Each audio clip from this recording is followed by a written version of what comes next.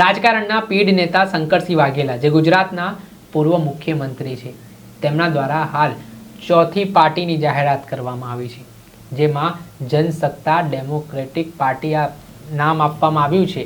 વાત કરીએ તો ગુજરાતમાં મુખ્યત્વે હવે 3 પક્ષો છે, આમ આદમી પાર્ટી, કોંગ્રેસ અને ભારતીય જનતા પાર્ટી। ત્રીજા પક્ષ તરીકે આમ આદમી પાર્ટી અમુક અંશે ગુજરાતમાં ફાવી છે, એટલા માટે કહી શકાય હાલ વર્તમાન સમયમાં તેમના ગુજરાતની રાજનીતિમાં 4 ધારાસભ્ય છે। હવે ચોથી પાર્ટી તરીકે જનશક્તિ ડેમોક્રેટિક પાર્ટી છે તે મેદાને આવી છે, જેમાં આ પાર્ટીના અધ્યક્ષ તરીકે દાંતા સ્ટેટના રાજવી સિદ્ધરાજસિંહની વરણી થઈ છે।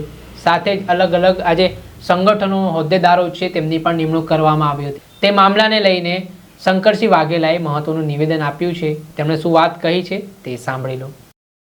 गुजरात में जैसे पार्थेश पटेल ने बताया कि भाई नई पार्टी 200 घोड़े लेकर पार्टी बनेगी, विजयादशमी को बनेगी। तो ये पार्टी जो आज प्रजाशक्ति डेमोक्रेटिक पार्टी नहीं, वो 2020 में रजिस्ट्रेशन इलेक्शन कमीशन ने करवाया है। सिंबल भी पीछे देखिए, ज्वेलिन थ्रो, भाला फेंक इसका निशान है।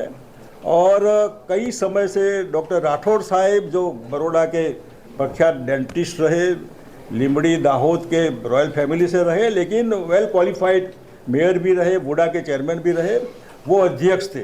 हमारे यूसुफ भाई परमार जो कॉरपोरेटर के गांधीनगर कॉरपोरेशन के डेप्यूटी मेयर रहे, ये सब साथ में मिलकर ये पार्टी चलाई। अब एक प्रेशर है, जहाँ जाए कुछ करिए, मतलब कि एक्टिवली कुछ टीम डेवलप करिए। इस हिसाब से हमने सबने मिलकर जब ये बात हुई तो दाता हैने सिद्धराज सिंह जी से बात हुई कि आपको कोई तकलीफ न हो तो ये जिम्मेदारी लीजिए। अभी भी जो क्षत्रिय एजुटेशन हुआ था उसमें भी आप एक्टिव थे, सबको पता है। ट्राइबल एरिया से आते हैं, एजुकेशन के उसमें लगाव भी है, अपने एरिया में स्कूलें सब व्यवस्था दी है। तो हम we are thankful to him कि भी इन्होंने हाँ कहा, ठीक है मैं जिम्मेदारी निभाऊंगा। वेरी फ्रेश, कोई पॉलिटिकल बैकग्राउंड नहीं है ऐसा, सिवाय कि बाय ब्लड पॉलिटिकल, वो अलग बात है। इस हिसाब से हमने जब यहाँ मिले थोड़े दिन के पहले तो तहसील जिला पंचायतों के इलेक्शन आते हैं। इलेक्शन आने के बाद पार्टी की बात हो तो हो, कभी ये बाद में, तो इलेक्शन आने से पहले हमने आज हमारे नए अध्यक्ष जी का ऐलान किया है कि आप जिम्मेदारी संभालें। 22 तारीख को सब वर्कर्स को बुलाकर नया कार्यालय और एक अधिवेशन जिसको हम कहते हैं वो होगा गांधीनगर में, अडालज में। इस हिसाब से नई एक्टिव पार्टी, गुजरात में जो पॉलिटिकल वैक्यूम है अभी, न अपोजिशन का रोल पॉजिटिव होना चाहिए वो नहीं है, न गवर्नमेंट का कोई रोल एक्टिव प्रो पीपल वो भी नहीं है। तो फिर क्या, तो कुछ करना चाहिए।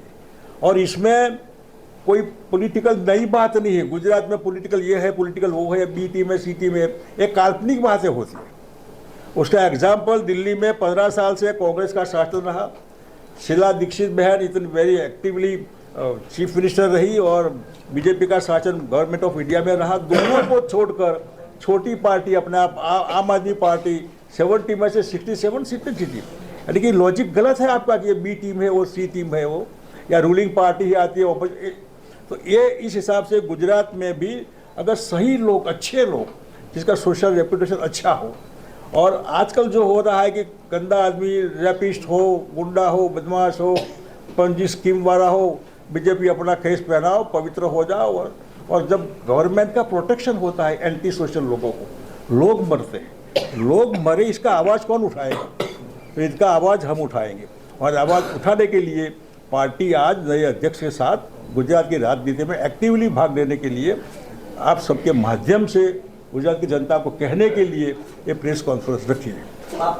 बापू 2022 में आम आदमी पार्टी काफी ढंग से चुनाव मैदान में उतरी, लड़ी भी, 5 विधायक भी आए, लेकिन उसके बाद भी वो सिर्फ एक वोट फटवा पार्टी साबित हो गई कि कांग्रेस के वोट काटे और बीजेपी को उसके जरिए 156 सीटें मिली। अच्छा, नहीं, कोई किसी का वोट गलत है, कोई किसी का वोट नहीं काटता है। वोटर अपने हिसाब से वोट काटता है। महाराष्ट्र में क्या हुआ?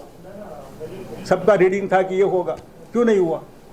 6 पार्टी लड़ी, 6, 2 ब्लॉक, इंडिया और एनडीए। इसलिए ये तो होता रहता है। वो उसकी चिंता आप वोट के ऊपर छोड़िए, लोगों को वोट देना ही दे, वो मालिक है। और इसलिए हम कहते हैं कि हाईकमान ही हमारा मालिक है। बापू का रोल क्या होगा इस पार्टी में? बापू का रोल क्या होगा? अरे तो हम अब क्या जो भी होगा आज की यथा परिस्थिति को चेंज करने के लिए नई और अच्छी लीडरशिप आए, 27 में असेंबली का इलेक्शन आता है, उसमें चेंज, रियल चेंज हो, एस की जगह वाई आए, इसके लिए ये पार्टी में जो भी होगा तन मन धन से पूरा 24/7 काम करेंगे। बापू, आपने कहा कि 2020 से ये पार्टी है, तो अभी तक जो पब्लिक के जो इश्यूज थे उसको रेस करने में तो पार्टी टोटल फेलियर है। कभी वो आपने आपको देखा पता कि नहीं पार्टी ने है आवाज क्या? दी? कोरोना में कहाँ थे आप? पार्टी में हम गए थे, आग लगी थी वहाँ देश में, कहाँ थे आप? नहीं, उसके बाद तो बहुत सारे नहीं issues नहीं, बहुत प्रोग्राम है ऐसा, कोई भी प्रोग्राम ऐसा नहीं होगा। हाँ, मीडिया में नहीं गए और लोगों को मार्केटिंग नहीं किया, कोई मतलब नहीं था कहने का लिए। किसी की देखने के लिए आप जाते हैं, मैं सिविल में कोरोना में हम गए, हमको कोरोना लग गया, और होता रहता है। मुख्य एजेंडा क्या रहेगा पार्टी का? Thank you. बापू, आने वाले दिनों में स्थानीय निकाय के चुनाव आ रहे हैं, पार्टी आप 22 दिसंबर को पूरी घोषणा करेंगे, तो क्या वो चुनाव के लिए भी तैयारी होगी और चुनाव लड़ेगी पार्टी? चुनाव लड़ने के लिए गुजरात गवर्नमेंट की ओर से डिक्लेयर हो उससे पहले हमने आज आपके माध्यम से कहा है कि हम गुजरात के मैदान में है। नवा अध्यक्ष साहेब बनवा જઈ રહ્યા છે। દાતા સ્ટેટ અંબાજીના પ્રથમ પૂજારી કહી શકાય, એમની સેવાદાર કહી શકાય, બધી જ માતાજીની ભક્તિનો રાઈટ જેને કહેવાય એ, અને પરિચયનું ડિટેલ આપને આપીશું। વેલ ક્વોલિફાઈડ હિઝ હાઇનેસ દાતા રિદ્ધરાજસિંહજી, યુસુફભાઈ પરમાર અમારા જે ડેમોક્રેટિક પાર્ટીમાં ગાંધીનગર કોર્પોરેશનના ડેપ્યુટી મેયર હતા, અમારા અનિલભાઈ પટેલ એ યાત્રાધામ બોર્ડના સચિવ હતા ગુજરાત સરકારના, કાનજીભાઈ પટેલ જે વલસાડ ચીખલીમાં MP, MLA, મિનિસ્ટર બધું રહી ચૂકેલા છે। અહીં મગનભાઈ જે અમારા નવસારી જિલ્લાના જે તે વખત બાંધકામ સમિતિના ચેરમેન હતા, વાસુદેવભાઈ પટેલ બધા ઓળખતા હશો, જે કેશુભાઈ પટેલ સાથે બી સંકળાયેલા અને લગભગ જાહેર જીવનમાં કંઈક સારું થવું જોઈએ એના માટે કાર્યરત છે। અમારા કેતનભાઈ પટેલ પાસના બહુ આગેવાન કાર્યકર્તા હતા, જેલમાં જ સરકારની પ્રસાદી બી લઈ આવ્યા છે, અત્યારે અડાલજ રહેશે।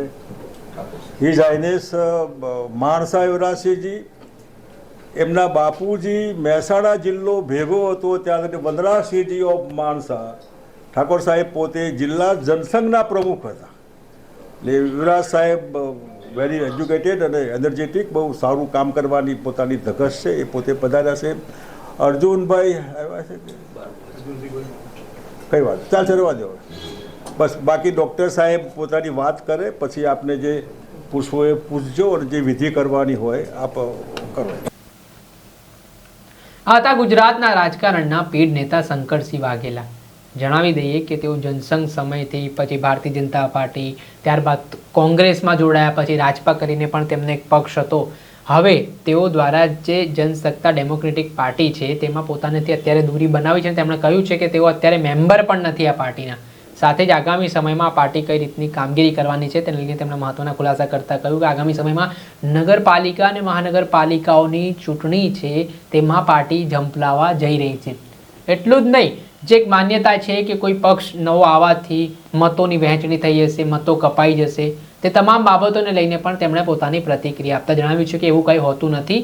આ બધી ભ્રમણાઓ છે, ખાલી વાતો હોય છે, ખોટી માન્યતાઓ હોય છે કે કોઈ પાર્ટીના આવવાથી મતો કપાતા હોય છે, એવું કંઈ જોવા મળતું નથી।